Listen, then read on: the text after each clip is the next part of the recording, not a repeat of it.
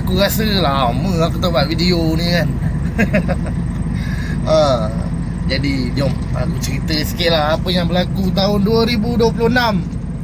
Dan aku pun dah bawa lori lain dah.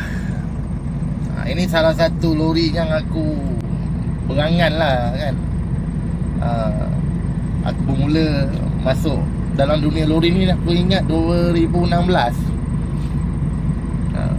Sampailah sekarang. Ini satulah salah satu lori yang aku berangan lah. Bila nak dapat ni tak ada lah lori baru, tapi lori lama lah. Apa yang aku angankan tahun ni aku dapat lah. Baru dapat 2026 baru dapat. Sekarang ni top line. Sekarang ni top line. Tarik side curtain lah. Itu yang aku angan-angankan lah dulu. Dulu aku nak tarik macam ni lah, terbayang kan. Bila aku nak dapat lori sekarang ni lah, top line. Tarik pula side curtain kan. Macam tu lah borak dengan kawan-kawan kan. Tahun ni baru dapat. Itu cerita dia. Ni dalaman dia macam ni lah. Lori lama, bukan lori baru. Ini lori awal-awal 2000, ujung-ujung tahun 90-an ini lah lorinya kan. Jom. Aku dah bawa side, aku dah lama tak bawa side curtain. Aku ingat aku dah tinggal dalam 4-5 tahun tau. Jadi bawa balik lah cerita dia. Ada peluang ni aku bawa balik lah. Jom aku bercerita sikit lah kan. Dah lama tak bercerita dengan korang ni. Korang tak rindu aku ke?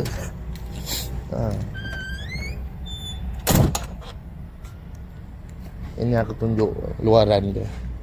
Luaran ni biasa lah lori top line ni kan. Jom. Ini luaran dia. Ini lori terkini lah. Tahun 2026 yang aku bawa. 124L 420. Tapi lori 6 tayar je lah. Side curtain tak tarik berat-berat pun yang ini. Boleh lah. Walaupun ada je serba-serbi tak cukup kan. Lori dah lama. Ini lori asal dapat teruk, tapi cat baru lah. Side curtain baru. Inilah lorinya. Apa ni, sekarang aku banyak main jog dekat-dekat je.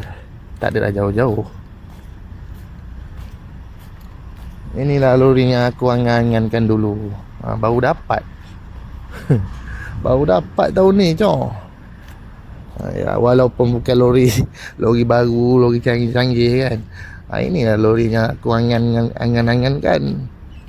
Top line, tarik side curtain. Mungkin orang lain dah ramai bawa kan untuk tarik side curtain. Untuk aku baru tahun ni aku dapat. Itu dia cerita. Nanti video selanjutnya tengok aku buat konten apa, tengoklah. Aku ingat aku nak aktif balik. Dah lama aku tak aktif kan. Minta maaf lah kawan-kawan.